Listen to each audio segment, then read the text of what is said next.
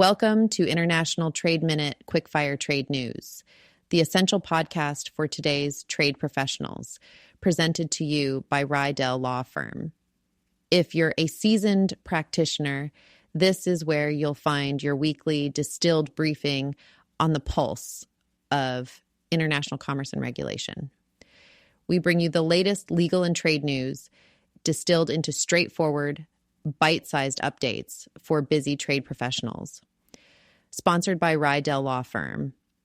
This podcast is crafted by expert trade attorneys to keep you ahead of the curve with concise, actionable insights. Perfect for your morning commute or coffee break. Stay informed without the fluff. Subscribe now on Apple Podcasts and Spotify and join our professional community on LinkedIn.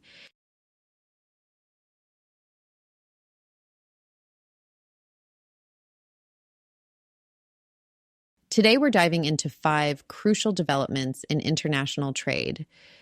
We'll examine China's strategic export ban on critical minerals, explore new BIS banking guidance that signals heightened enforcement, analyze CBP's latest determination on Chinese stainless steel sinks, cover a significant forced labor finding on Kingdom Aluminio, and discuss a thought-provoking CSIS report on export controls targeting China's tech sector.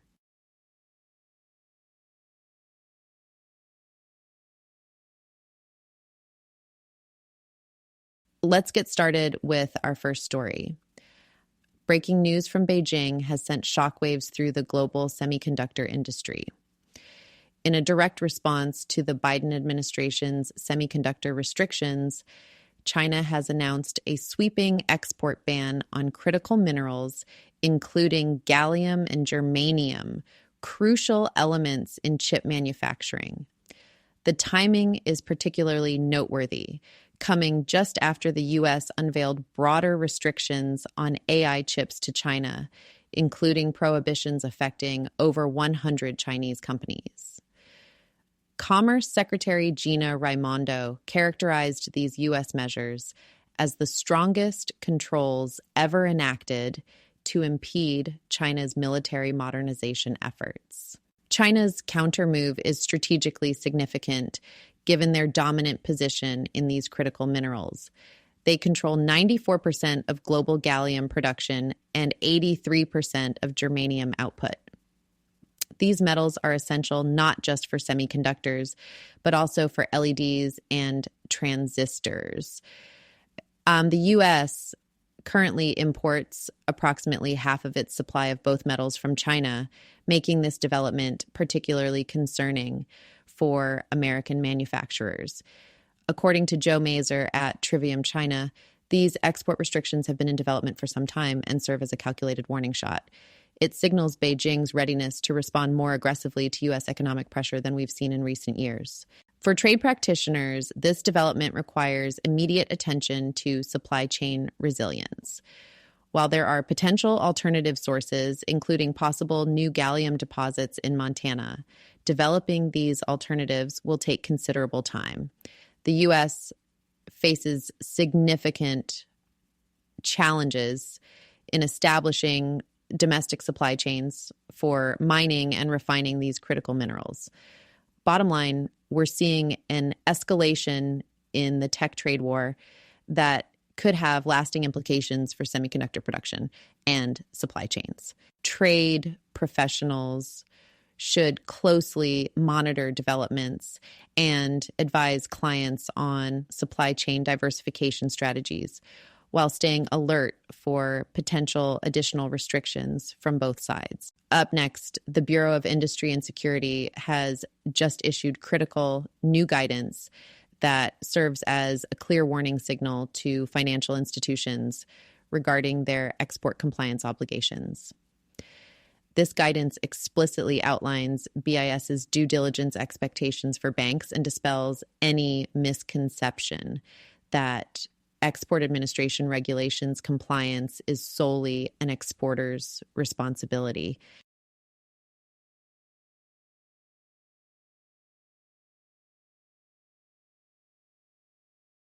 At the heart of this guidance is General Prohibition 10, which restricts financial institutions from funding or servicing any EAR-controlled items if they have knowledge of an existing, imminent, or intended violation. While there hasn't been any public enforcement action against financial institutions under this prohibition yet, industry experts at Meshcat Law indicate this could change very soon. What's particularly significant about this development is its timing and specificity. The fact that BIS has taken the step to issue detailed guidance specifically for financial institutions suggests we're likely to see increased scrutiny and enforcement actions in the near future. This marks a potential shift in how export control violations are pursued, expanding the scope beyond traditional exporters to the financial institutions that facilitate these transactions. For trade practitioners, this development requires immediate action. Financial institutions should be conducting thorough reviews of their compliance programs, particularly focusing on their due diligence procedures for trade finance transactions. It's essential to ensure that existing monitoring systems can effectively identify potential EAR violations before they occur. Moving on to our next story, a significant ruling has just come down from CBP regarding the contentious issue of stainless steel sinks and their country of origin. CBP has stood firm on its determination that China, not Malaysia, is the country of origin for these products, despite protests from the importing company.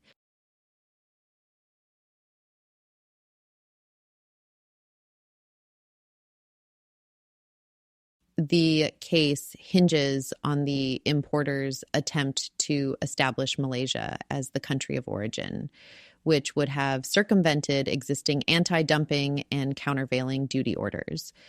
While the company provided documentation, including a certificate of origin from the Malay Chamber of Commerce and an insurance agreement covering transport from Malaysia to the U.S., CBP found this evidence insufficient. CBP's analysis was particularly telling in its attention to detail. They noted that the insurance document described the exporter's location as a warehouse rather than a manufacturing facility, a critical distinction in determining actual production origin. Moreover, the commercial invoices indication of shipment from China proved to be a decisive factor that the provided documentation failed to overcome. There is a silver lining for the importer. CBP reversed its initial decision to double duties and declared value. A blanket statement of non-reimbursement resolved the duty issue, and invoice prices aligned with prior entries. This case highlights key takeaways for trade professionals. CBP remains vigilant against duty evasion via transshipment. Transit through a third country doesn't confer origin, and thorough documentation of the actual manufacturing location is essential. Importers must ensure clear evidence of substantial transformation when claiming non-Chinese origin, and maintain detailed production records to support compliance.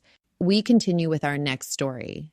In a significant development, CBP has issued a forced labor finding against Kingdom Alumínio, marking a major shift in enforcement strategy by bypassing the usual preliminary step of a withhold release order.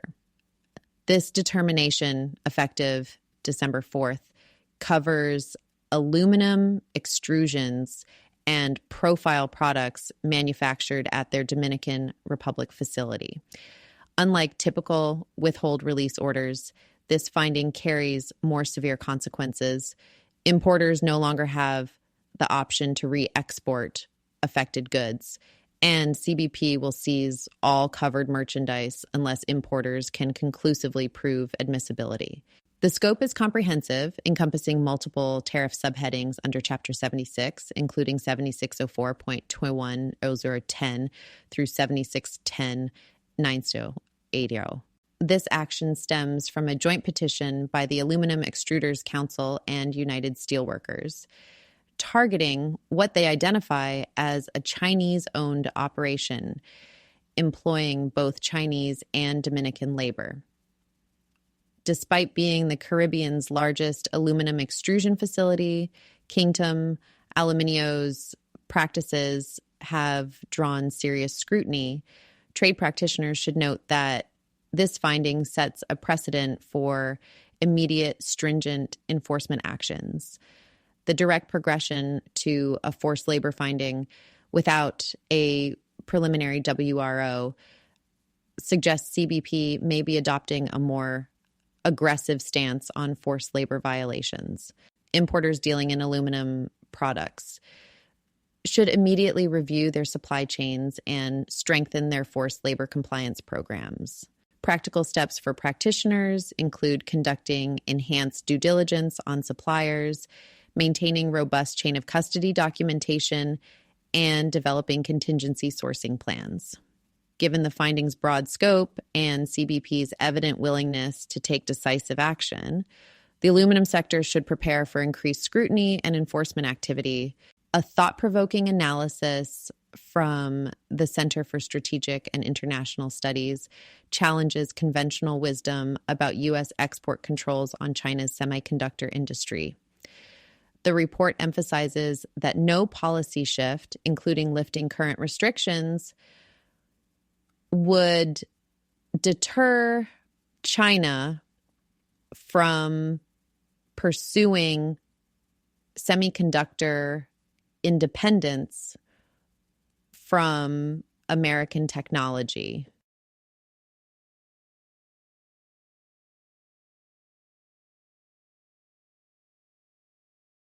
Critics often argue that export controls hamper U.S. companies' R&D capabilities by limiting revenue streams and potentially pushing Chinese buyers toward other international competitors. However, CSIS contends this viewpoint misses a crucial point. China's strategic approach isn't primarily reactive to U.S. policies. Looking at market data, leading U.S. chip equipment manufacturers like Applied Materials, Lam Research, and KLA Corporation have actually seen stronger revenue growth from China compared to other markets between 2016 and 2024. Japanese firms Tokyo Electron and Advantest report similar trends. This surge largely reflects Chinese companies' strategic stockpiling ahead of anticipated restrictions. The report suggests a more nuanced approach to export controls. Rather than trying to change China's fundamental objectives, U.S. policy should focus on making these goals more costly and complex to achieve.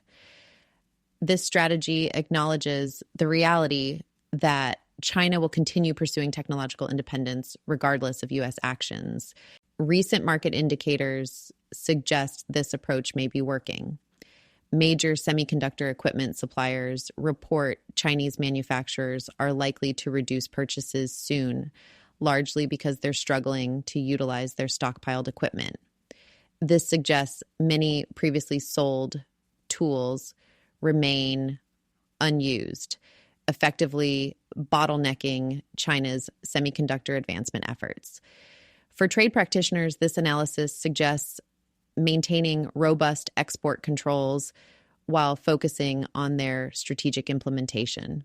The goal isn't to prevent China's technological advancement entirely, but to ensure such progress comes at a significant cost and technological hurdle, buying time for U.S. and allied nations to maintain their competitive edge. That wraps up today's rapid-fire coverage of the latest developments in international trade, from China's strategic moves in the critical mineral space to evolving export control dynamics. Thanks for tuning in to International Trade Minute. We hope you found today's episode insightful and useful for your practice. Remember, our podcast is brought to you by Rydell Law Firm, your trusted partner in navigating international trade law. Don't miss our next episode. Subscribe now on Apple Podcasts and Spotify. Stay connected and continue the conversation with us on LinkedIn. Until next time, stay informed and stay ahead.